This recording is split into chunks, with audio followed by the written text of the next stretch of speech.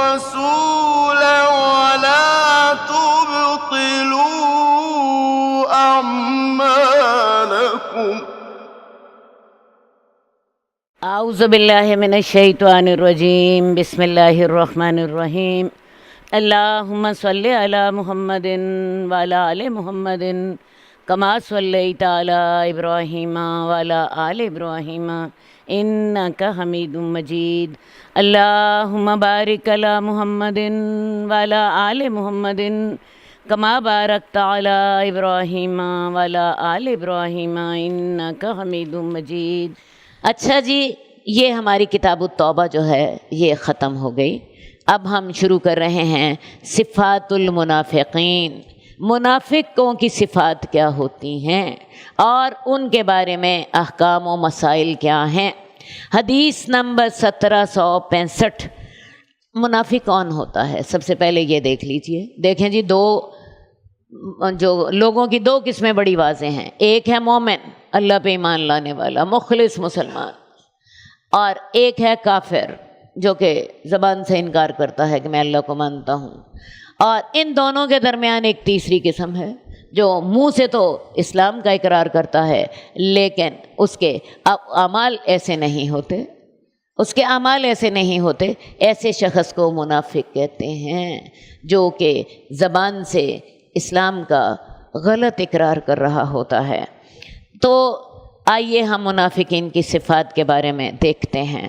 حضرت زید بن ارقم کہتے ہیں کہ ہم رسول اللہ صلی اللہ علیہ وسلم کے ساتھ غزوہ تبوک میں گئے. لوگوں کو اس میں سخت تکلیف ہوئی تو عبداللہ بن ابی نے اپنے ساتھیوں سے کہا، تم ان لوگوں کو، ہم رسول اللہ صلی اللہ علیہ وسلم کے ساتھ ایک سفر میں گئے. یہ سفر جو تھا غزوہ بنی مستلق کا تھا. غزوہ بنی مستلق جو ہے یہ 6 ہجری میں ہوا ہے. لوگوں کو اس میں بڑی تکلیف پہنچی تو عبداللہ بن ابی نے اپنے ساتھیوں سے کہا، ان پر خرچ نہ کرو جو رسول اللہ کے پاس ہیں حتیٰ کہ وہ آپ کے ارد گرد سے ہٹ جائیں. اصل میں ہوا یہ تھا کہ جب یہ لوگ غزوہ بنی مستلق سے واپس آ رہے تھے تو انصار اور مہاجرین کا آپس میں جھگڑا ہو گیا. ایک مہاجر نے انصاری کو مارا. اس پر انصاری نے اپنے ساتھیوں کو بلا لیا اور مہاجر نے اپنے ساتھیوں کو بلا لیا. رسول اللہ صلی اللہ علیہ وسلم کو اس بات کا پتہ چلا. آپ وہاں پہنچے اور آپ نے یہ جھگڑا ختم کرایا. لیکن آپ کو پتہ ہے جب ایسے جھگڑے ہوتے ہیں تو بعد میں تبصرے بھی ہوتے رہتے ہیں. اس وقت جب جو مدینے کے لوگوں میں اس پہ تبصرہ ہو رہا تھا تو عبداللہ بن ابی کہنے لگا کہ ان مہاجروں کی مثال تو ایسے ہے کہ جیسے کوئی شخص اپنے کتے کو کھلائے اور کتا کل کو اسے ہی کاٹنے لگ جائے. تم نے ان مہاجرین کو کھلایا پلایا، ان کو اپنے گھروں میں رکھا، آج ان کی اتنی جرت کہ انصاریوں کے ساتھ مدینے کے لوگوں کے ساتھ لڑنے لگ گئے ہیں. کہتے ہیں آئندہ ایسا نہیں ہوگا. اب تک تو جو ہو چکا وہ ہو چکا، آئندہ ایسا نہیں ہوگا. اب جب ہم یہاں سے واپس مدینہ جائیں گے ہمارا عزت والا ہمارے ذلیل کو نکال دے گا. نعوذ باللہ اپنے آپ کو عزت والا بنا لیا اور رسول اللہ صلی اللہ علیہ وسلم کو اس نے ذلیل بنا دیا. اور وہ کہنے لگا کہ تم ان پر خرچ نہ کرو جو رسول اللہ صلی اللہ علیہ وسلم کے آس پاس ہے. تم نے ان کو کھلایا پلایا اور آج یہ تمہیں ہی کاٹنے کے لیے تیار ہیں. اب آئندہ تم ان پر خرچ نہ کرنا. اور ساتھ ہی اس نے کہا اگر ہم مدینہ واپس لوٹے ہمارا عزت والا ہمارے ذلیل کو نکال دے گا. یہ سورہ منافقون میں اللہ تعالیٰ نے یہ پورا واقعہ بتایا ہے. تو زید بن ارقم کہتے ہیں میں نے یہ بات سنی، میں اللہ کے رسول کے پاس گیا، میں نے انہیں خبر دی تو اللہ کے رسول صلی اللہ علیہ وسلم نے عبداللہ بن ابی کو بلا لیا. اس سے پوچھا کہ ہاں بھائی تم نے یہ بکواس کی ہے؟ تو اس نے قسمیں کھائیں اور قسمیں کھا کر انکار کیا. تو لوگ کہنے لگے کہ زید نے رسول اللہ صلی اللہ علیہ وسلم سے جھوٹ بولا. اس کی قسموں کے مقابلے میں لوگوں نے یہ زید بن ارقم بچے تھے تو لوگوں نے کہا زید بن ارقم نے ہی غلط بات کہی ہوگی. تو اس بات کی مجھے بڑی سخت تکلیف ہوئی کیونکہ انہوں نے تو سچ بولا تھا، انہوں نے اپنے کانوں سے سنا تھا. تو یہاں تک کہ اللہ عز و جل نے میری سورہ منافقین میں تصدیق اتار دی، اللہ تعالیٰ نے پوری صورت اتار دی جس میں اللہ تعالیٰ نے یہ سارا واقعہ جو تھا وہ بتا دیا۔ تو اللہ تعالیٰ نے ان منافقین کو پھر جب یہ صورت نازل ہو گئی، سورہ منافقون نازل ہوئی، تو رسول اللہ صلی اللہ علیہ وسلم نے ان منافقوں کو بلایا تاکہ وہ ان کے لیے استغفار کریں، تو انہوں نے اس وقت تکبر کا ثبوت دیا، پرواہ نہیں کی اور اپنے سر موڑ لیے، نہ آئے، اور اللہ تعالیٰ نے ان کے بارے میں کہا کہ یہ ایسے ہیں کانہم خشوب مسندہ، گویا کہ یہ دیوار سے لگی ہوئی لکڑیاں ہیں۔ اصل بات یہ ہے کہ جو منافق تھے یہ لوگ خوب اونچے لمبے، بڑی اچھی پرسنالٹی کے لوگ تھے، انہیں بڑے چرب زبان تھے، انہیں باتیں بڑی اچھی کرنی آتی تھیں، مالی حیثیت بھی اچھی تھی، اس لیے ظاہرہ طور پر معاشرے میں ان کی عزت تھی، لیکن دل کے گندے اور اندر سے کھوٹے۔ تو انہوں نے ہی یہ ساری خرابیاں کی تھیں۔ تو اس کی وجہ یہ تھی کہ یہ لوگ بظاہر بڑے اچھے اور خوبصورت تھے، لیکن ایک شخص بظاہر بڑا اچھا ہو، اس نے بڑی اچھی باتیں کر رہا ہے، بڑا اچھا پہن اوڑھ رہا ہے، بڑا اچھا اٹھتا بیٹھتا ہے، دل کھوٹا ہے، تو انسان کے ظاہر کا کیا فائدہ؟ اصل بات یہ ہے کہ انسان اپنے دل سے اللہ کے ساتھ مخلص ہونا چاہیے۔ تو منافقین کی سب سے پہلی صفت کیا تھی؟ منافقین اللہ اور اس کے بارے میں غیر مخلص تھے۔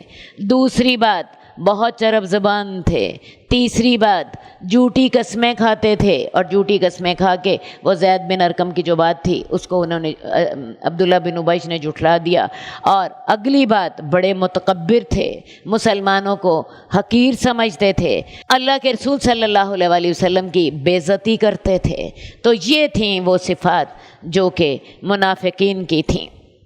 حدیث نمبر 1768 عبداللہ بن مسعود کی حدیث ہے کہ بیت اللہ کے پاس 3 شخص جو تھے اکٹھے ہوئے، ان میں سے 2 قریش کے لوگ تھے اور ایک بنو ثقیف کا شخص تھا۔ یہ لوگ، ان کی پیٹوں کی چربی زیادہ تھی اور ان کی عقل کم تھی۔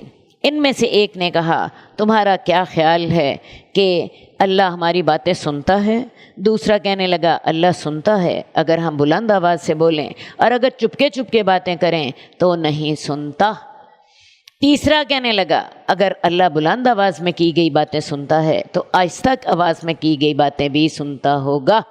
اب منافقین کو یہ غلط فہمی ہوتی ہے کہ اللہ تعالیٰ ہماری باتیں سنتا ہی نہیں ہے۔ اگر اونچی آواز میں کہیں تو سن لیتا ہے، اور اگر آہستہ آواز میں کہیں تو نہیں سنتا۔ اور ان کے یہی جو غلط عقیدہ ہے، اسی وجہ سے وہ سمجھتے تھے کہ ہماری جو خباثتیں ہیں شاید اللہ تعالیٰ ان سے بے خبر ہے۔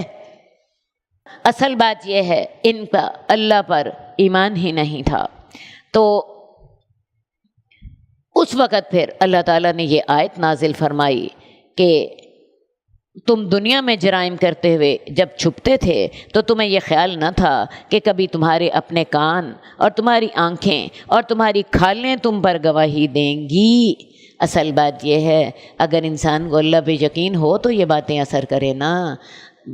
انسان دنیا میں تو جو چاہے کر لے، اللہ کے پاس کیا ہوگا؟ انسان کے ہاتھ، انسان کے پاؤں، انسان کا جسم اس کے خلاف گواہی دے گا، اور یہ گواہیاں دیں اللہ کی عدالت میں جب فیصلے ہو رہے ہوں گے تو اپنا جسم اس کے خلاف گواہی دے گا۔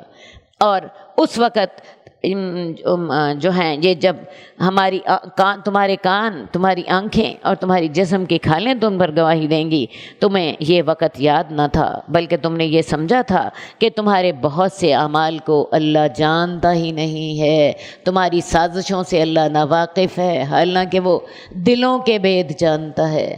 تو منافقین کا اللہ کے بارے میں جو ایمان ہے اور اللہ کے بارے میں عقیدہ ہے وہی درست نہیں ہوتا، ورنہ انسان کبھی جو انسان یہ سمجھتا ہے کہ اللہ عالم الغیب ہے، اللہ دلوں کی باتیں جانتا ہے، وہ ایسی غلط باتیں سوچ بھی نہیں سکتا۔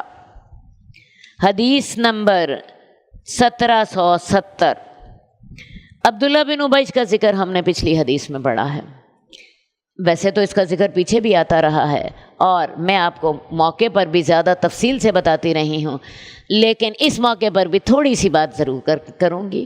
عبداللہ بن ابی جو ہے ساری زندگی رسول اللہ صلی اللہ علیہ وسلم کے ساتھ دشمنی نبھاتا رہا، یہاں تک کہ غزوہ تبوک سے جب اپنی موت سے دو مہینے پہلے غزوہ تبوک میں شامل ہوا، اور غزوہ تبوک میں اس نے رسول اللہ صلی اللہ علیہ وسلم کے قتل کا ارادہ کیا، سازش یہ تھی کہ جب اللہ کے رسول فلاں راستے سے گزر رہے ہوں گے تو گھاٹی پر ہوں گے، ہم انہیں دھکا دے دیں گے، آپ نیچے گر جائیں گے اور ہماری جان ان سے چھوٹ جائے گی۔ اب اللہ تعالیٰ نے عین موقع پر رسول اللہ صلی اللہ علیہ وسلم کو وحی کے ذریعے اس سازش کے بارے میں بتا دیا۔ ہوا کیا کہ آپ نے حذیفہ بن یمان کو اپنے ساتھ لیا اور ان کو منافقین کے بارے میں اطلاع دی، اور ساتھ ہی یہ بھی کہا کہ تم ان کی سواریوں کے جو چہرے ہیں ان پر اپنے ڈال کے ساتھ تم ضرب لگاؤ، اور ساتھ ہی آپ نے وہ راستہ بھی بدل دیا جس راستے سے انہوں نے آپ کو نیچے کھائی میں گرانے کا ارادہ کیا تھا۔ اب رسول اللہ صلی اللہ علیہ وسلم کے اس عمل کی وجہ سے ویسے بھی آپ نے راستہ بدل دیا تھا، اور حضرت حذیفہ کو آپ نے کہہ دیا تھا کہ ان کی جو سواریاں ہیں ان کے چہروں پر اپنی ڈال کے ساتھ ضرب لگاؤ۔ اب ان کی سواریاں بھی دوڑ اتنی، یہ سازش ناکام ہو گئی۔ یہ اللہ تعالیٰ نے اس طرح کر کے اپنے نبی کو بچا لیا۔ اب غزوہ تبوک سے جب واپسی ہوئی 2 مہینے بعد عبداللہ بن ابی جو تھا اس کی موت کا وقت آ گیا، مر گیا۔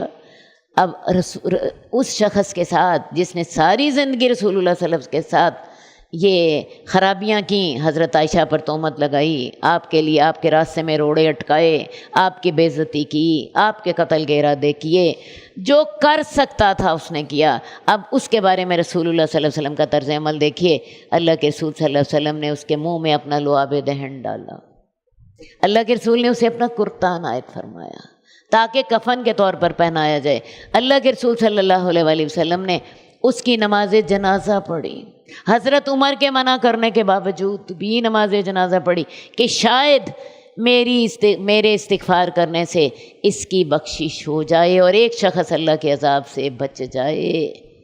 اندازہ کیجئے رسول اللہ صلی اللہ علیہ وسلم کی سیرت کیسی تھی، وہ جو اللہ گواہی دیتے ہیں وَإِنَّكَ لَخُلُقٍ عَظِيمٍ، آپ کا تو اخلاق بڑا عظیم ہے۔ تو اپنے جانی دشمن کے ساتھ جس نے آپ کو کبھی چین نہیں لینے دیا، اس کے ساتھ رسول اللہ صلی اللہ علیہ وسلم کا یہ معاملہ تھا کہ یہ قاتلانہ حملے کی سازش کے 2 مہینے بعد اللہ کے رسول اس سے یہ نیکیاں کر رہے ہیں۔ دوبارہ میرے سے سن لیجئے، اس کے منہ میں اپنا لعاب دہن ڈالا، شاید اس کی برکت سے اس کو عذاب نہ ہو۔ اس کو اپنا کرتا عنایت فرمایا تاکہ رسول اللہ صلی اللہ علیہ وسلم کے کرتے کی وجہ سے وہ اس کے کفن میں شامل کر دیا جائے، اور آپ کے کرتے کی وجہ سے شاید اس کو عذاب نہ ہو۔ اس کی نماز جنازہ پڑھی، اس کے لیے دعائیں مغفرت کی۔ اچھا جی، حدیث نمبر 1769۔ حضرت زید بن ثابت کہتے ہیں کہ جب رسول اللہ صلی اللہ علیہ وسلم احد کی طرف گئے تو آپ کے صحابہ میں سے کچھ لوگ واپس پلٹ آئے، تو ایک فرقہ کہنے لگا ہم انہیں قتل کر دیتے ہیں، اور دوسرا فرقہ کہنے لگا کہ ہم انہیں قتل نہیں کرتے۔ اب غزوہ احد میں عبداللہ بن ابی نے کیا خباثت کی تھی۔ غزوہ احد میں جب رسول اللہ صلی اللہ علیہ وسلم 1000 کا لشکر لے کر نکلے ہیں، تو یہ عبداللہ بن ابی عین اس وقت جب دشمن کے سامنے دونوں جماعتیں آ چکی تھیں، یہ اپنے 300 ساتھیوں کو لے کر علیحدہ ہو گیا تھا، دشمن کو یہ دکھانے کے لیے کہ میں تمہاری حمایت میں علیحدہ ہوا ہوں، اور مسلمانوں کو ڈی مورل کرنے کے لیے، مسلمانوں کی حوصلہ شکنی کرنے کے لیے اب عین جب مقابلے کا وقت آیا تو 300 ساتھیوں کو لے کر علیحدہ ہو گیا۔ اور اس وقت مسلمانوں کا ایک گروہ کہنے لگا کہ ہم ان سے بھی لڑائی کرتے ہیں، یہ منافق ہیں، اور ایک گروہ کہنے لگا کہ نہیں، یہ ہمارے رشتہ دار ہیں، ہم لڑائی ان سے نہیں کرتے۔ تو اس موقع پر اللہ تعالیٰ نے یہ آیت اتاری تھی کہ تمہیں کیا ہو گیا، منافقوں کے بارے میں تمہارے 2 گروہ کیوں ہو گئے ہیں، حالانکہ اللہ تعالیٰ نے ان کی برائیوں کی وجہ سے انہیں الٹا کر دیا ہے۔ یہ جو میدان جنگ سے وہ واپس پلٹ آئے ہیں، یہ اللہ تعالیٰ نے ان کا نفاق خود ظاہر کر دیا ہے۔ تو اس موقع پر اللہ تعالیٰ نے یہ آیت اتاری تھی۔ حدیث نمبر 1770، ابو سعید خدری کہتے ہیں کہ کچھ لوگ رسول اللہ صلی اللہ علیہ وسلم کے دور میں ایسے تھے کہ جب اللہ کے رسول کسی غزوے کے لیے نکلتے تو آپ کے ساتھ نہ جاتے، اور رسول اللہ صلی اللہ علیہ وسلم کے حکم کے خلاف گھر بیٹھے رہتے اور خوش بھی ہوتے، اور جب رسول اللہ صلی اللہ علیہ وسلم واپس تشریف لے آتے تو آپ کے سامنے جھوٹی قسمیں کھاتے، بہانے لگاتے اور چاہتے کہ ان کے ایسے کاموں پر تعریف کی جائے جو انہوں نے انجام نہیں دیے۔ اس پر قرآن مجید کی یہ آیت نازل ہوئی تھی کہ تم ان لوگوں کو عذاب سے محفوظ نہ سمجھو جو اپنی کرتوتوں پر خوش ہوتے ہیں اور چاہتے ہیں کہ ایسے کارناموں کی تعریف انہیں حاصل ہو جو کہ انہوں نے کیے ہی نہیں تھے۔ اب قرآن مجید میں جو منافقین کی صفات بیان کی گئی ہیں میں آپ کو بتاتی ہوں۔ قرآن مجید میں منافقوں کی صفات یہ بتائی گئی ہیں کہ جب وہ نماز کے لیے آتے ہیں تو سست ہوتے ہیں۔ نمازوں میں سستی کرنا منافقین کی سب سے پہلی صفت ہے۔ غور کر لیجئے کہیں ایسا نہ ہو کہ یہ صفت میرے اندر بھی ہو، کیونکہ منافقین کی صفات ہم اسی لیے پڑھتے ہیں کہ ہم ان سے بچ سکیں۔ تو منافقین کی سب سے پہلی صفت جو کہ قرآن مجید میں بتائی گئی ہے کہ وہ جب نماز کے لیے آتے ہیں سستی کرتے ہیں۔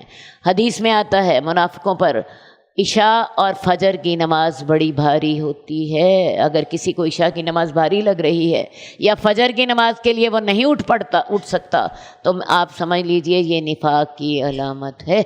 پھر قرآن مجید میں منافقوں کی ایک اور نشانی بتائی گئی ہے کہ جب وہ اللہ کے راستے میں مال خرچ کرتے ہیں تو ان کے دل تنگ ہوتے ہیں۔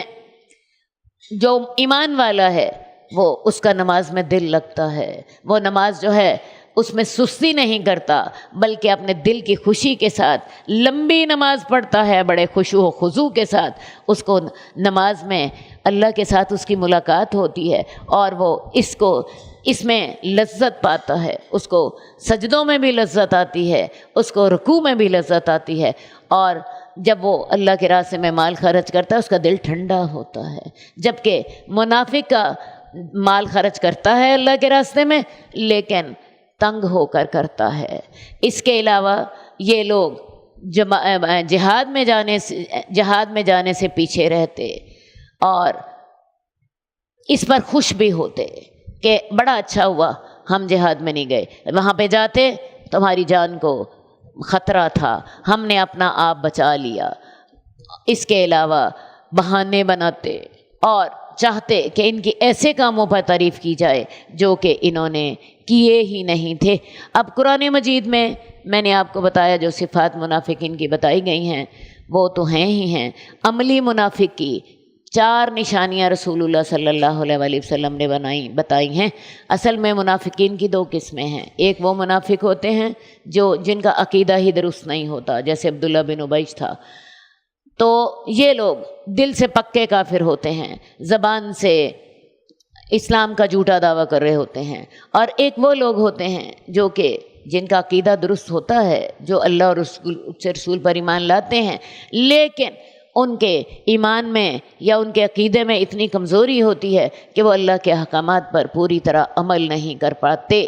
اپنی کمزوری کی وجہ سے نمازوں میں سستی کرتے ہیں یا دوسری نیکیوں میں سستی کرتے ہیں، لیکن ان کا اللہ پر اور رسول پر ایمان ہوتا ہے، اللہ اور اس کے رسول سے انہیں محبت بھی ہوتی ہے، لیکن ان کا عقیدہ اتنا مضبوط نہیں ہوتا کہ جو ساری نیکیوں پر ان کو آمادہ کر سکے۔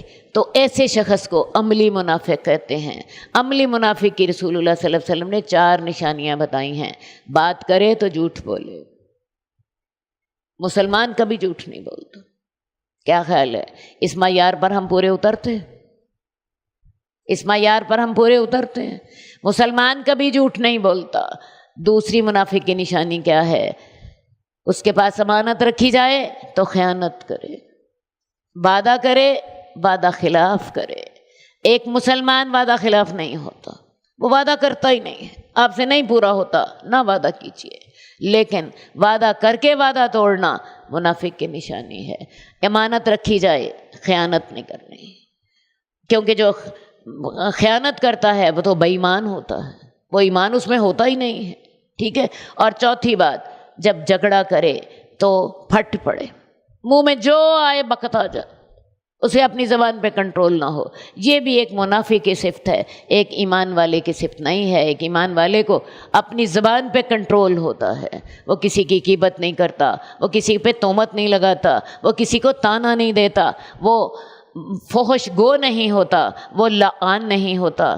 تو ایمان والا شخص جو ہے اسے اپنی زبان پر بھی کنٹرول ہوتا ہے۔ سوچ لیجئے یہ برائیاں ہمارے اندر تو نہیں ہیں، اگر ہیں تو ان کو دور کرنا ہے۔ دوبارہ دیکھیے، نمازوں میں سستی منافق کی صفت۔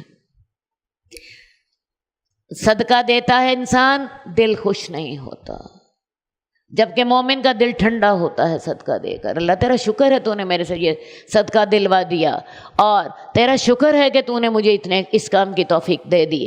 اور عملی منافق کی جو نشانیاں میں نے آپ کو بتائی ہیں، بات کرے تو جھوٹ بولے، وعدہ کرے تو وعدہ خلافی کرے، اور اس کے پاس امانت رکھی جائے تو خیانت کرے، اور جب جھگڑا کرے تو پھٹ پڑے۔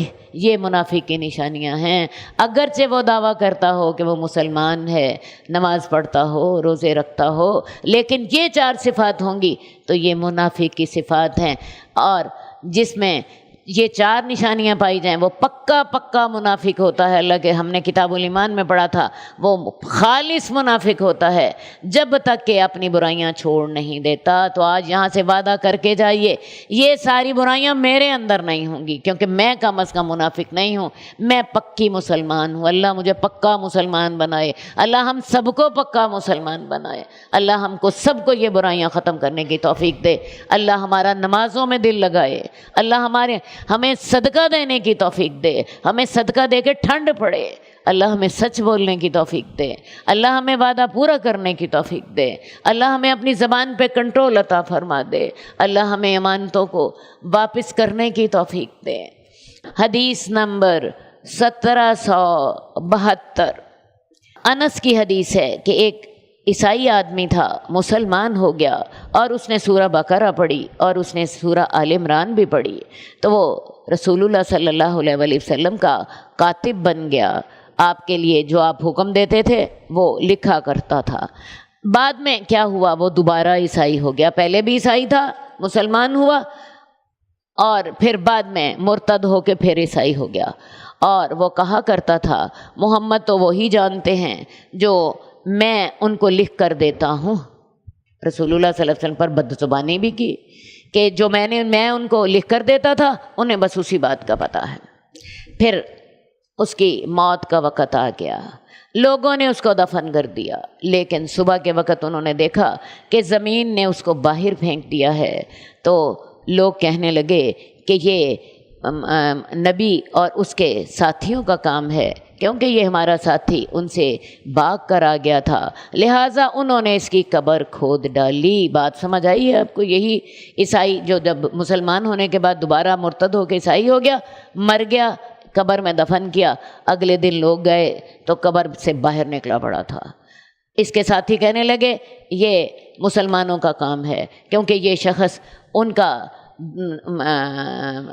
مرتد ہو گیا تھا، اسلام سے پھر گیا تھا، تو لہٰذا مسلمانوں نے بدلہ لیا ہے، اس کی قبر کھود کے اس کو باہر پھینک دیا ہے۔ انہوں نے کیا کیا، اس کے لیے پھر گڑھا کھودا، اور جتنا زیادہ سے زیادہ گہرا گڑھا کھود سکتے تھے کھود کر اسے گڑھے میں ڈال دیا۔ لیکن اگلے دن انہوں نے پھر دیکھا کہ زمین نے اس کی لاش کو باہر پھینک دیا ہے۔ 2 دفعہ ایسا ہوا۔ اب پھر انہوں نے یہی کہا کہ دیکھو نا، یہ مسلمان جو ہیں انہوں نے اس کو پھر باہر نکال دیا ہے، انہوں نے اس سے کتنا سخت بدلہ لے رہے ہیں۔ پھر تیسری دفعہ انہوں نے زیادہ گہرا قبر کھودی اور زیادہ گہرا گڑھا کھودا اور گڑھا کھود کر اس کو دفن کر دیا۔ لیکن تیسرے دن انہوں نے پھر دیکھا کہ زمین نے اس کی لاش کو باہر پھینک دیا ہے، تو ان کی سمجھ میں یہ بات آ گئی کہ یہ انسانوں کا کام نہیں ہے، بلکہ انہیں یہ پتہ چل گیا کہ یہ اللہ تعالیٰ کی طرف سے اسے سزا مل رہی ہے تاکہ دوسروں کو عبرت حاصل ہو۔ ویسے تو یہ جو قبر کے معاملات ہوتے ہیں، اللہ تعالیٰ عام طور پہ اللہ تعالیٰ نے ان کو غیب رکھا ہے، لیکن کبھی کبھی اللہ تعالیٰ یہ دکھا بھی دیتے ہیں۔ تو اس شخص کو زمین نے بھی قبول نہیں کیا، پہلے دن دفن کیا، زمین نے باہر نکال کے پھینک دیا، دوسرے دن دفن کیا، دوسرے دن زمین نے نکال کے باہر پھینک دیا، تیسرے دن دفن کیا، پہلے سے زیادہ گہرا، زمین نے باہر نکال دیا۔ انہیں اب سمجھ آ گئی کہ یہ انسانوں کا کام نہیں ہے، یہ اللہ کی طرف سے اس کو عبرت بنا دیا گیا ہے، کیونکہ اس کا جرم دیکھیں چھوٹا نہیں تھا، مرتد تو ہو گیا تھا، لیکن مرتد ہونے کے بعد رسول اللہ صلی اللہ علیہ وسلم پر الزام بھی لگایا۔ کیا الزام لگایا؟ کہ انہیں تو صرف اتنا ہی پتہ ہے جو میں لکھ کر دیتا ہوں، اور یہ الزام ایسا نہیں تھا کہ جس کو اللہ تعالیٰ جس کی معافی فرما دیتے، کیونکہ یہ الزام اللہ کے نبی پر لگ رہا تھا۔ اصل بات ہے جو شخص اللہ کے نبی کو برا بھلا کہتا ہے وہ اصل میں نبی کو برا بھلا نہیں کہہ رہا ہوتا، وہ اللہ کو برا بھلا کہہ رہا ہوتا ہے، کیونکہ نبوت کے لیے انتخاب کرنے والی کون سی ہستی ہے؟ اللہ کی ذات۔ تو لہٰذا اسی لیے آپ دیکھیں کہ شاتم رسول جو ہوتا ہے اس کی سزا قتل ہے، تو اللہ تعالیٰ نے اس کو عبرت بنا دیا، لہٰذا اب لوگوں نے اس کو ویسے کا ویسے پڑا رہنے دیا۔ 3 دفعہ کے بعد چوتھی دفعہ اسے دفن نہیں کیا، اسے چھوڑ دیا اسی کے حال پر۔ اب جی ہم منافقین کی صفات کے بعد اب ہم قیامت اور جنت اور دوزخ کا ذکر پڑھ رہے ہیں۔ حدیث نمبر 1774 عبداللہ بن مسعود کی حدیث ہے کہ ایک یہودیوں کا ایک عالم رسول اللہ صلی اللہ علیہ وسلم کی خدمت میں حاضر ہوا اور کہنے لگا، اے محمد، ہماری کتابوں میں لکھا ہوا ہے کہ اللہ تعالیٰ 7 آسمانوں کو 1 انگلی پر اٹھائے گا، اور زمینوں کو 1 انگلی پر اٹھائے گا، درختوں کو 1 انگلی پر اٹھائے گا، پانی اور مٹی کو 1 انگلی پر اٹھائے گا، اور باقی تمام مخلوقات کو 1 انگلی پر اٹھائے گا۔ رسول اللہ صلی اللہ علیہ وسلم بیٹھے ہوئے ہیں، ایک یہودی عالم آتا ہے، کہتا ہے ہماری تورات میں لکھا ہوا ہے کہ اللہ تعالیٰ قیامت والے دن 7 آسمانوں کو اپنی 1 انگلی پر اٹھائے گا، 7 زمینوں کو 1 انگلی پر اٹھائے گا، تمام دنیا کے جتنے درخت ہیں خواہ وہ اربوں کی تعداد میں، ان ساروں کو اللہ تعالیٰ اپنی 1 انگلی پر اٹھائے گا، اور پانی اور مٹی اس کو بھی 1 انگلی پر اٹھائے گا، اور جو 5ویں انگلی رہ جائے گی، ایک ہاتھ میں 5 انگلیاں ہوتی ہیں، باقی جتنی تمام مخلوقات ہیں ساروں کو 1 انگلی پر اٹھائے گا۔ یعنی مطلب کیا ہوا؟ ایک ہاتھ میں اللہ تعالیٰ اپنی تمام مخلوقات کو اٹھا لے گا، جس میں زمین، آسمان، سورج، چاند، انسان، درخت، چرند پرند تمام شامل ہوں گے۔ تو رسول اللہ صلی اللہ علیہ وسلم نے یہ بات سنی تو آپ مسکرانے لگے، ہنسنے لگے، یہاں تک کہ آپ کی داڑھی نظر آ گئیں، اور آپ نے اس عالم کی تصدیق فرمائی اور یہ آیت تلاوت فرمائی۔ آپ اس لیے ہنسے تھے کہ اس عالم نے جو بات کہی تھی وہی بات اللہ تعالیٰ نے قرآن مجید میں بھی فرمائی ہے، وہی بات قرآن مجید میں بھی فرمائی ہے۔ اور پھر آپ نے وہ آیت پڑھی، وما قدر اللہ حق قدرہ والارض جمیعا قبضتہ یوم القیامہ والسماوات مطویات بیمینہ سبحان اللہ وتعالی عما یشرکون۔ انہوں نے اللہ کی قدر نہیں کی جیسا کہ قدر کرنے کا حق تھا۔ زمین ساری کی ساری اللہ کی مٹھی میں ہوگی، اور آسمان اس کے دائیں ہاتھ میں لپٹے ہوں گے۔ اللہ تعالیٰ پاک ہے اور بلند ہے اس سے جو وہ شرک کرتے ہیں۔ یہ سورہ زمر کی آیت نمبر 67 ہے۔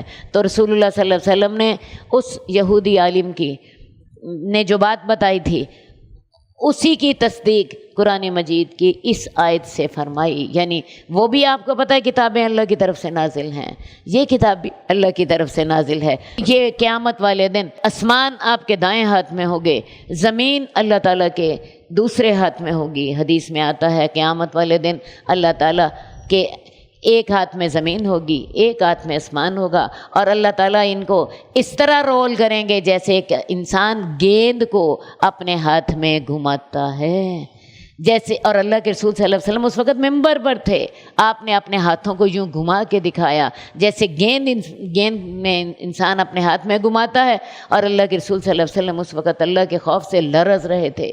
صحابہ کہتے ہیں ہمیں ڈر تھا کہ اللہ کے رسول کہیں ممبر سے گر نہ پڑے۔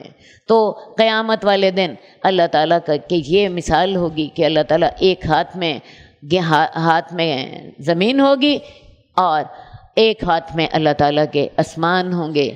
ان لوگوں نے اللہ کی قدر نہیں کی جیسا کہ قدر کرنے کا حق تھا۔ کیا قدر نہ کی؟ اللہ کے ساتھ اللہ کی مخلوق کو شریک ٹھہرا دیا، حالانکہ اللہ کی مخلوق کے پاس کسی قسم کی بھی کوئی طاقت نہیں ہے۔ حدیث نمبر 1775 ابو ہریرہ کی حدیث ہے، رسول اللہ صلی اللہ علیہ وسلم نے فرمایا اللہ تعالیٰ قیامت والے دن زمین کو اپنی مٹھی میں لے لیں گے، آسمان کو اپنے دائیں ہاتھ میں لپیٹ لیں گے، پھر اللہ تعالیٰ فرمائیں گے میں بادشاہ ہوں، زمین کے بادشاہ کہاں ہیں؟ قیامت والے دن حشر کا میدان ہوگا، یہ زمین اور آسمان بدل چکے ہوں گے، زمین اور ہوگی، آسمان اور ہوگا، اور پھر سورج سوا نیزے پر ہوگا، لوگوں کا پسینہ بہہ رہا ہوگا، اور اللہ اس دن جبار ہوگا، اللہ اس دن قہار ہوگا، اللہ اس دن غفار نہیں ہوگا۔ اس دن اللہ تعالیٰ ایک ہاتھ میں زمین ایک ہاتھ میں آسمان ہوگا، اور ساتھ کہیں گے این الجبارون این القہارون، آج جابر لوگ کدھر ہیں؟ آج میرے مقابلے میں سرکشیاں کرنے والے لوگ کدھر ہیں؟ دنیا میں تو یہ میری نافرمانیاں کر لیتے تھے، آج یہ سارے لوگ کدھر ہیں؟ اللہ فرمائیں گے میں بادشاہ ہوں، زمین کے بادشاہ کہاں ہیں؟ مدت تک کسی کو کچھ کہنے کی جرت نہیں ہوگی، بعد میں اللہ ہی کی طرف سے کوئی کسی فرشتے کی طرف سے جواب آئے گا۔ اللہ تعالیٰ پوچھیں گے این الجبارون این القہارون لمن الملک اليوم، آج بتاؤ بادشاہی کس کی ہے؟ میں نے آپ کو بتایا کہ کسی کو بولنے کی ضرورت نہیں ہوگی، مدت کے بعد پھر جواب آئے گا للہ الواحد القہار، آج بادشاہی اللہ اکیلے کی ہے۔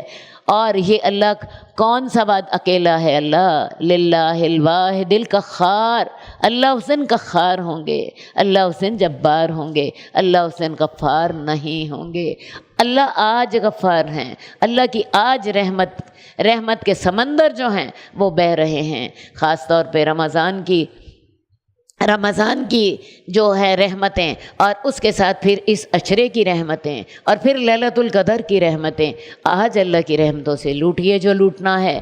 آج اللہ تعالیٰ غفار بھی ہیں، آج اللہ تعالیٰ جو ہیں معاف کرنے والے بھی ہیں، توبہ قبول کرنے والے بھی ہیں۔ قیامت والے دن کے لیے آج تیاری کیجیے، اس دن اللہ تعالیٰ قہار ہوں گے۔ حدیث نمبر 1777 سہل بن سعد کہتے ہیں کہ میں نے رسول اللہ صلی اللہ علیہ وسلم کو کہا، میں نے رسول اللہ صلی اللہ علیہ وسلم کو فرماتے ہوئے سنا قیامت والے دن لوگ سفید زمین پر ان کا حشر ہوگا، یہ زمین سفید سرخی مائل ہوگی جیسے کہ میدے کی روٹی ہوتی ہے۔ اس وقت اس پر کسی عمارت، مکان، مینار وغیرہ کا نشان تک نہیں ہوگا۔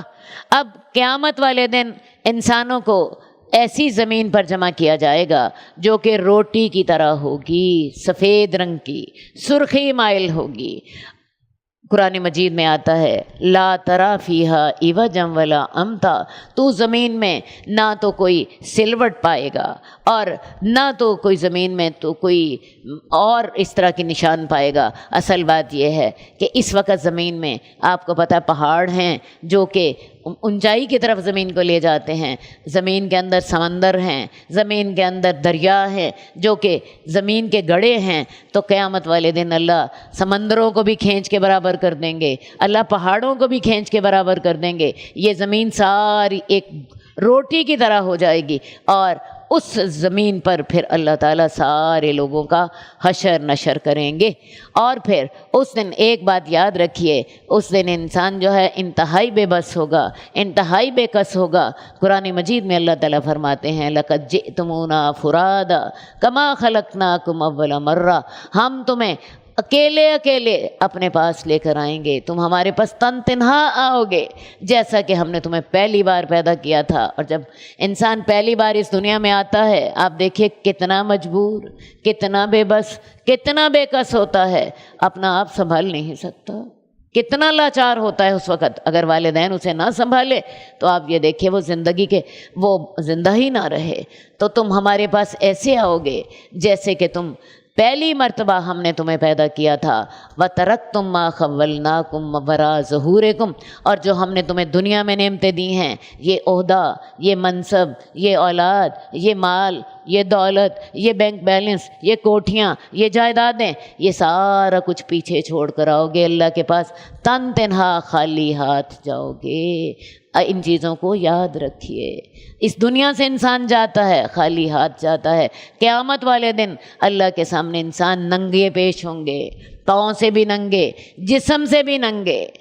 حضرت عائشہ جو تھیں، انہیں جب یہ بات کا پتہ چلا تو کہنے لگیں یا رسول اللہ، لوگ ننگے ہوں گے، ایک شخص دوسرے کا ننگ نہ دیکھے گا؟ اللہ کے رسول نے فرمایا عائشہ معاملہ اس سے بھی زیادہ سخت ہے۔ اصل بات یہ ہے کہ تمام لوگ اتنے مشکل میں ہوں گے کہ کسی کو یہ احساس ہی نہیں ہوگا کہ فلاں ننگا ہے، کہ فلاں نے کپڑے پہنے ہیں۔ آپ کو پتہ ہے ان باتوں کا تب انسان کو احساس ہوتا ہے جب انسان کا پیٹ بھرا ہوتا ہے اور جب انسان صحت مند ہوتا ہے۔ دنیا میں بھی انسان بیمار ہو، کسی کو ہوش ہوتی ہے کہ فلاں نے کون سے کپڑے پہنے ہیں اور فلاں کیسا تیار ہو کے آیا۔ دنیا میں انسان بیمار ہو، انسان کو ہوش نہیں ہوتی، تو قیامت والے دن بھی انسان کو ہوش ہی نہ ہوگی کہ فلاں ننگا ہے، کہ فلاں نے کپڑے پہنے ہیں۔ لیکن حقیقت یہی ہے کہ قیامت والے دن تم اللہ کے سامنے ننگے بدن، ننگے پاؤں، بغیر ختنے کے پیش کیے جاؤ گے جیسا کہ تم پیدائش کے وقت تھے۔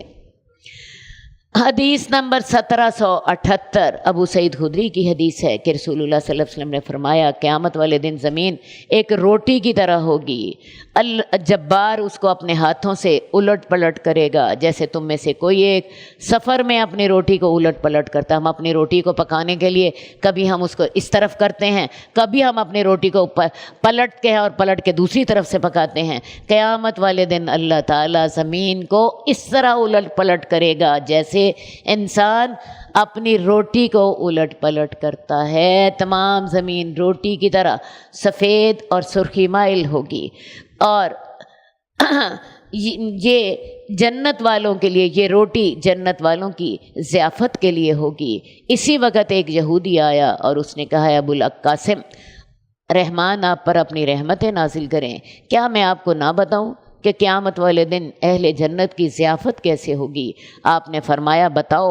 اس نے کہا زمین ایک روٹی کی طرح ہوگی، یعنی وہی بات جو رسول اللہ صلی اللہ علیہ وسلم نے فرمائی تھی اس نے بھی کہی۔ تو آپ نے ہماری طرف دیکھا، پھر آپ مسکرائے یہاں تک کہ آپ کی داڑھیں نظر آنے لگ پڑیں۔ پھر اس یہودی نے کہا کہ میں اہل جنت کے سالن کے بارے میں نہ بتاؤں؟ کہنے لگا ان کا سالن بالام اور نون ہوگا۔ صحابہ کرام نے پوچھا بالام اور نون کیا ہے؟ اصل بات ہے بالام اور نون جو ہیں یہ عبرانی زبان کے الفاظ ہیں، جو ہے تورات عبرانی زبان میں نازل ہوئی تھی، جبکہ قرآن عربی زبان میں نازل ہوا ہے۔ اگر یہ عربی زبان میں ہوتا تو صحابہ کے لیے معروف ہوتا۔ تو صحابہ نے پوچھا یا رسول اللہ بالام اور نون کیا ہے؟ وہ کہنے لگا بیل اور مچھلی جن کی کلیجی کے ایک ٹکڑے سے 70,000 افراد جو ہیں ان کا پیٹ بھرے گا۔ تو جنتیوں کی سب سے پہلی مہمان نوازی کیا ہوگی؟ روٹی، اور روٹی کے ساتھ بیل اور مچھلی کے کلیجی کے ٹکڑے، یہ سالن ان کا ہوگا۔ اور یہ اتنے بڑے ہوں گے جانور کہ جن کے ایک کلیجی کے ایک ٹکڑے سے 70,000 افراد جو ہیں ان کا پیٹ بھر جائے گا۔ حدیث نمبر 1784 عبداللہ بن مسعود کی حدیث ہے کہ چاند رسول اللہ صلی اللہ علیہ وسلم کے زمانے میں 2 حصوں میں تقسیم ہو گیا، تو رسول اللہ صلی اللہ علیہ وسلم نے فرمایا گواہ رہو۔ یہاں پہ ہم اب معجزہ شق قمر کا ذکر پڑھ رہے ہیں۔ سورہ قمر میں اس کا ذکر ہے، اقتربت الساعۃ وانشق القمر، قیامت قریب آ گئی، چاند 2 ٹکڑے ہو گیا۔ اصل بات یہ ہے کہ کفار نے رسول اللہ صلی اللہ علیہ وسلم سے معجزے کا مطالبہ کیا تھا، تو اللہ تعالیٰ نے انہیں یہ معجزہ دکھایا کہ رسول اللہ صلی اللہ علیہ وسلم کے زمانے میں چاند کے 2 ٹکڑے ہو گئے۔ چاند کا ایک ٹکڑا پہاڑ کے ایک طرف تھا، اور چاند کا دوسرا ٹکڑا جو تھا، یعنی پہلے پورا چاند تھا اور پھر اس کے دو ٹکڑے ہوئے، ایک پہاڑ کے اس طرف تھا اور ایک پہاڑ کے دوسری طرف تھا۔ تو رسول اللہ صلی اللہ علیہ وسلم نے اس وقت صحابہ سے اور دوسرے کفار سے بھی کہا، یہ دیکھو یہ چاند کے دو ٹکڑے ہو گئے ہیں، تم معجزہ مانگتے تھے، یہ تمہارے لیے معجزہ ہے۔ لیکن ہوا کیا کہ انہوں نے کہا کہ یہ تو جادو ہے۔ بعد میں جو قافلے باہر سے آئے ان سے بھی پوچھا گیا، کیا تم نے بھی چاند کو دو ٹکڑے ہوئے دیکھا تھا؟ تمام نے چاند کے دو ٹکڑے ہونے کی گواہی دی، لیکن اصل بات ہے کہ کفار نے اس بات کو مان کے نہ دیا، انہوں نے اس کو جادو قرار دے دیا۔ اگر مان لیتے تو پھر وہ کافر ہی کیوں ہوتے؟ تو بہرحال یہ جو اللہ تعالیٰ نے معجزہ دکھایا ہے، یہ اتنا بڑا معجزہ ہے کہ تمام انبیاء کے معجزات میں سے کوئی اس کا مقابلہ نہیں کر سکتا، کیونکہ اس معجزے سے عالم بالا سے مراد ہے یہ آسمان اور اس کے جو سارے معاملات ہیں، ایسی صورتحالات پیدا ہوئی جو کہ معمول کے خلاف تھی۔ اب یہ جو معجزہ ہے اس پر کفار مکہ تو ایمان نہیں لائے، لیکن میں آپ کو بتاؤں یہ معجزہ جو تھا ساری دنیا میں لوگوں نے دیکھا، ادھر ہمارے ہندوستان میں بھی لوگوں نے دیکھا، اور ہندوستان میں گوالیار کے علاقے میں ایک راجا تھا، اس نے بھی دیکھا کہ چاند دو ٹکڑے ہوا ہے، اور یہ بات خلاف معمول تھی۔ اس نے اپنے بیٹے سے کہا کہ تم ایسا کرو کہ جاؤ پتہ چلا کے آؤ یہ چاند جو ہے دو ٹکڑے کیوں ہوا ہے۔ اس کا بیٹا رسول اللہ صلی اللہ علیہ وسلم کے پاس پہنچا، اور اس وقت تک رسول اللہ صلی اللہ علیہ وسلم ابھی مکہ میں ہی تھے، آپ نے ابھی ہجرت نہیں کی تھی، ٹھیک ہے۔ اس نے اللہ کے رسول صلی اللہ علیہ وسلم کے ہاتھ پر مسلمان ہوا اور واپس آیا۔ اب اس کے واپس آنے سے پہلے اس کا باپ جو تھا وہ فوت ہو چکا تھا، لیکن اس نے ایسا کیا کہ اپنے باپ کی وصیت کے مطابق اس جو تھا معجزہ، یہ جو دو چاند دو ٹکڑے ہوا تھا، اس کے لیے اس نے پھر ایک بہت بڑی مسجد تعمیر کی۔ یہ مسجد جو ہے یہ آج بھی موجود ہے، حالانکہ آج اس واقعے کو تقریباً 1400 سال گزر چکے ہیں، گوالیار میں یہ مسجد آج بھی موجود ہے۔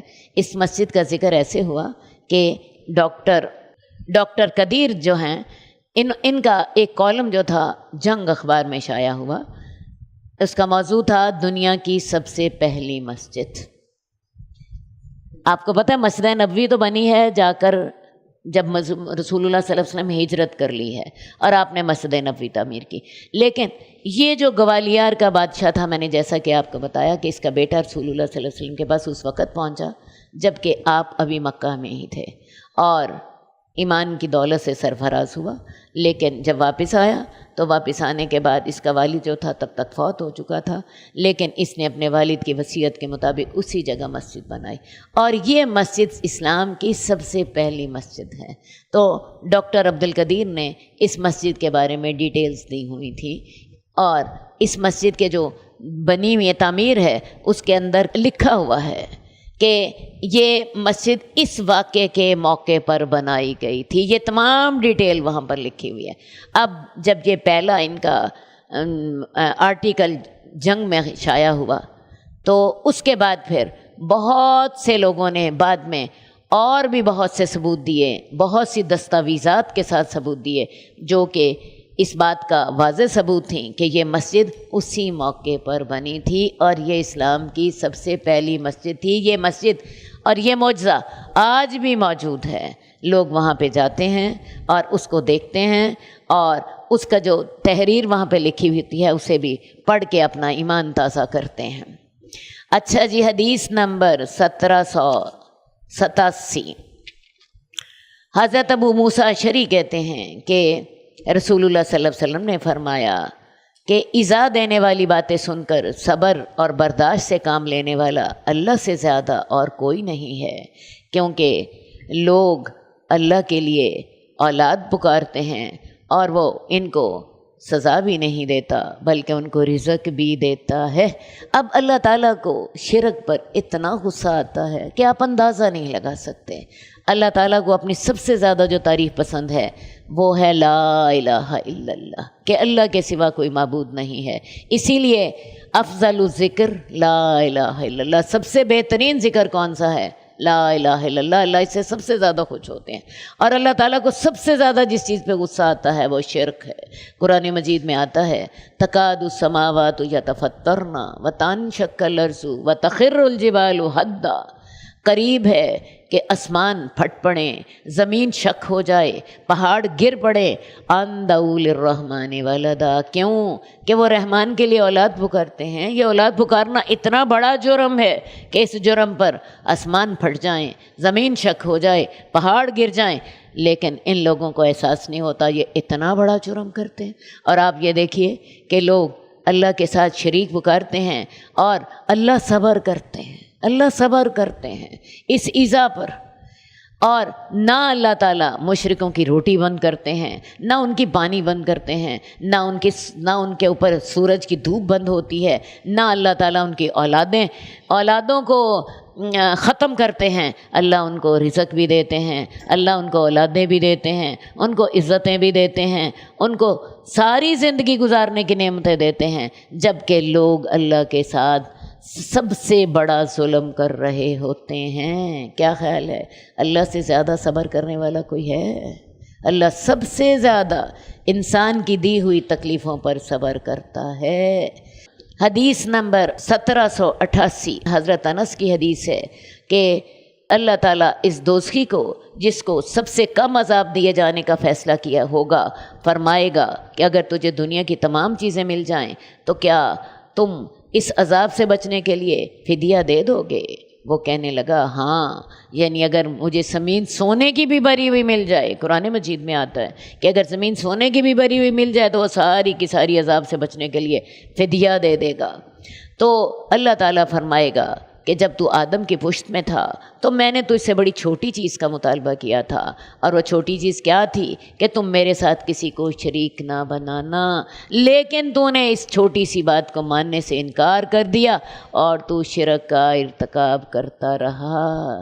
تو اللہ کے ساتھ صرف اللہ ہی کی عبادت کیجیے، اللہ ہی کی عبادت کیجیے، اللہ کی فرما برداری میں کسی اور کو شامل نہ کیجیے، اللہ کی عبادت میں کسی اور کو شامل نہ کیجیے، ساری اپنی محبتیں اللہ کی خاطر رکھیے، سارے اپنی بغض اللہ کی خاطر رکھیں۔ حدیث کے الفاظ آپ کو میں مختصراً دہرا دیتی ہوں، من احب للہ و ابغض للہ و اعطى للہ و منع للہ فقد استکمل الایمان، جس نے اللہ کی خاطر محبت کی، جس نے اللہ کی خاطر نفرت کی، جس نے اللہ کی خاطر دیا، جس نے اللہ کی خاطر نہ دیا، اس نے اپنا ایمان مکمل کر لیا۔ اپنے تمام اعمال کی بنیاد کیا رکھیں؟ اللہ کے ساتھ آپ کا تعلق، محبت کریں اللہ کی خاطر، نفرت کریں اللہ کے نافرمانوں سے، غصہ رکھیں ان پر جو کہ اللہ کے احکامات کو توڑتے ہیں، اور کسی کو دیں اللہ کی خاطر دیں، کسی کو نہ دیں اللہ کی خاطر نہ دیں۔ آپ کی ساری جو اعمال ہیں ان کی بنیاد کیا ہونی چاہیے؟ اللہ کی رضا، اللہ کی رضا۔ تو اللہ کے ساتھ اپنا معاملہ جو ہے بڑا سیدھا رکھیں۔ حدیث نمبر 1799 انس بن مالک کی حدیث ہے، ایک آدمی نے کہا اے اللہ کے نبی، کیا کافر کو اس کے چہرے کے بل اٹھایا جائے گا قیامت کے دن؟ آپ نے فرمایا کہ یعنی اس شخص کو بڑی حیرت ہو رہی تھی کہ کیا کافر کو چہرے کے بل، چہرے سے کیا مراد ہے؟ ٹانگیں اوپر اور چہرہ نیچے، تو چہرے کے بل قیامت کے والے دن چلایا جائے گا؟ تو اللہ کے رسول صلی اللہ علیہ وآلہ وسلم نے فرمایا کیا وہ ذات جس نے اس کو دنیا میں دونوں پاؤں پر چلایا اس بات پر قادر نہیں کہ قیامت والے دن منہ کے بل چلائے؟ تو لہٰذا کفار کو قیامت والے دن پاؤں کے بل نہیں چلایا جائے گا، منہ کے بل چلایا جائے گا۔ حضرت قتادہ کہتے ہیں کیوں نہیں، ہمارے رب کی قسم اللہ اس بات پر ضرور قادر ہے۔ حدیث نمبر 1790 ابو ہریرہ کی حدیث ہے کہ رسول اللہ صلی اللہ علیہ وسلم نے فرمایا مومن کی مثال ایک نرم و نازک پودے کی سی ہے، ہوا چلتی ہے تو وہ پودے جھک جاتے ہیں، اسی طرح مومن جب سیدھا ہوتا ہے تو مصیبتیں اسے جھکا دیتی ہیں، اور کافر کی مثال صنوبر کے درخت کی سی ہے جو سخت ہوتا ہے اور سیدھا رہتا ہے، لیکن اللہ جب چاہتا ہے اسے جڑ سے اکھاڑ پھینکتا ہے۔ مومن کی مثال کیسے ہے؟ مومن بڑا عاجز ہوتا ہے، اللہ کا فرما بردار ہوتا ہے، اور اس کی مثال ایسے ہوتی ہے جیسے نرم و نازک پودا ہوتا ہے۔ آپ نے دیکھا جب ہوا تیز چلتی ہے تو نرم و نازک پودا بالکل جھک جاتا ہے۔ اسی طرح جب مومن کو مصیبتیں آتی ہیں، میں نے آپ کو بتایا کہ اللہ تعالیٰ جب تربیت کرنا چاہتے ہیں اپنے مومن بندے کی تو ہوتا کیا ہے، پریشانیاں آ جاتی ہیں، آزمائشیں آ جاتی ہیں، کسی گناہ میں پڑ جاتا ہے اور اللہ اس کو سکھانا چاہتے ہیں، آزمائش آ جاتی ہے، کوئی آزمائشیں اسے جھکا دیتی ہیں، جیسے نرم و نازک پودے کو آندھی جھکا دیتی ہے، اور وہ اس آزمائش سے سبق حاصل کر کے اپنے اعمال میں تبدیلی لے آتا ہے۔ لیکن کافر کی مثال صنوبر کی درخت کی طرح ہوتی ہے۔ صنوبر کا درخت آپ دیکھیں بالکل سیدھا کھڑا ہوتا ہے، اپنی جگہ سے بالکل نہیں ہلتا۔ اب جو اس کو جب مصیبت آتی ہے تو ہوتا یہ ہے وہ اپنی جڑ سے ہی اکھڑتا ہے، چھوٹی موٹی مصیبتیں جو ہوتی ہیں وہ اس کے اندر تبدیلی نہیں لاتی۔ اس کو اللہ تعالیٰ جب چاہتا ہے تو اسے جڑ سے اکھاڑ کر پھینک دیتا ہے۔ ویسے بھی مومن عاجز ہوتا ہے، اللہ سے توبہ کرنے والا ہوتا ہے، اپنے اعمال میں کی اصلاح کرتا رہتا ہے، جبکہ کافر متکبر ہوتا ہے، اکڑا ہوتا ہے، اسے اپنے گناہ نظر نہیں آتے، وہ اپنے غلط اعمال پر اکڑا رہتا ہے، اور پھر اللہ کی طرف سے جب سزا آتی ہے تو اسے جڑ سے اکھاڑ دیتی ہے۔ حدیث نمبر 1793 ابو ہریرہ کی حدیث ہے کہ رسول اللہ صلی اللہ علیہ وسلم نے فرمایا، تم میں سے کسی ایک کو اس کے عمل نجات نہ دیں گے۔ لوگوں نے کہا یا رسول اللہ کیا آپ کو بھی نہیں؟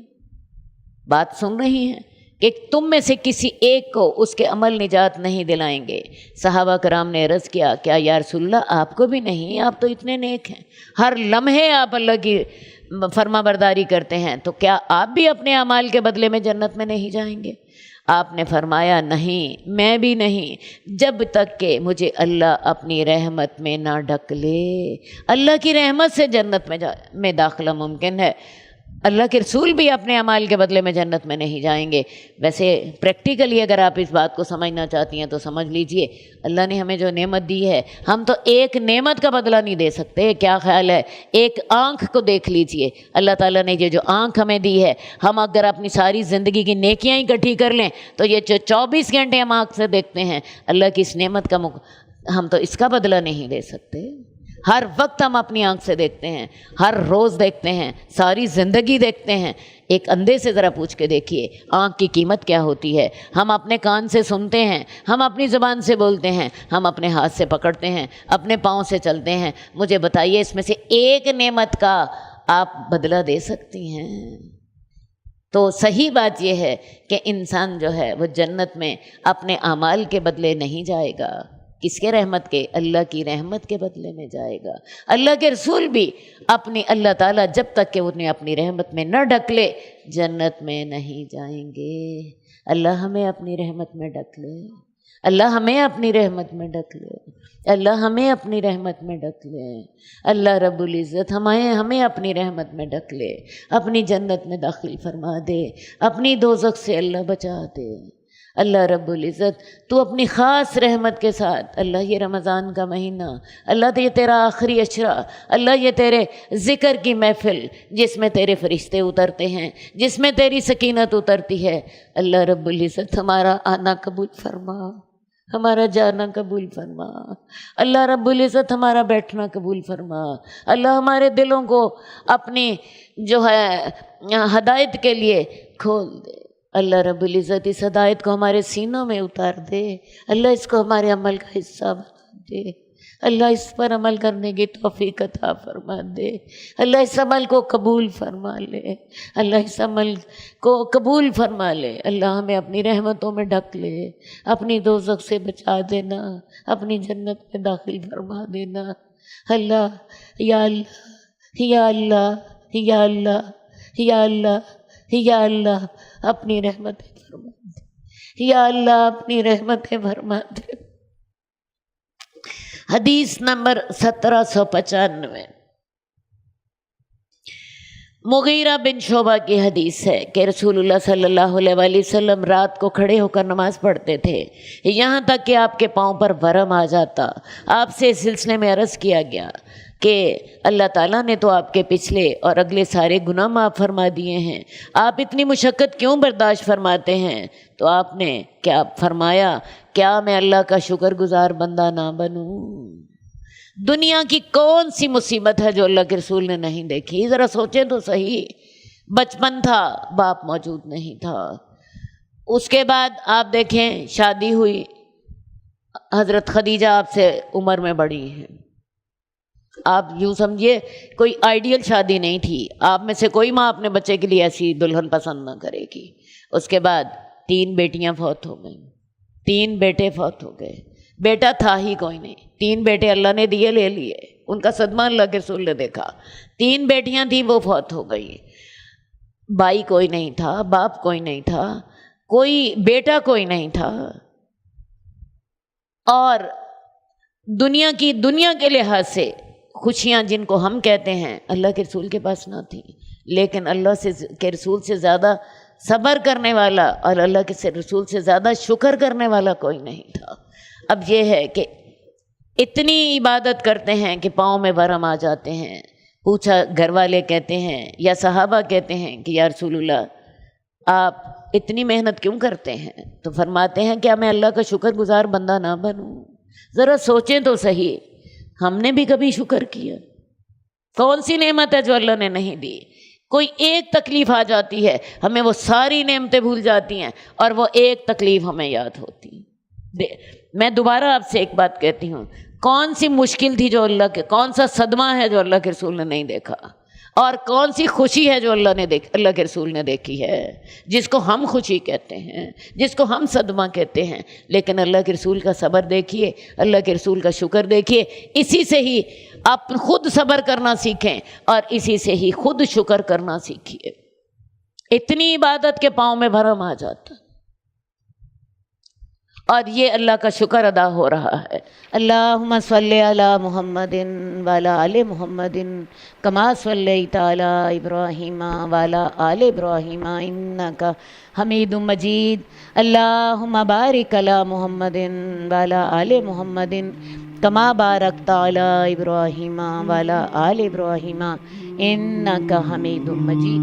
مولاي صل وسلم دائما أبدا على حبيبك خير الخلق كلهم مولاي صل وسلم دائما أبدا على حبيبك خير الخلق كلهم محمد سيد الكونين والثقلين محمد سيد الكونين والثقلين والفريقين من عرب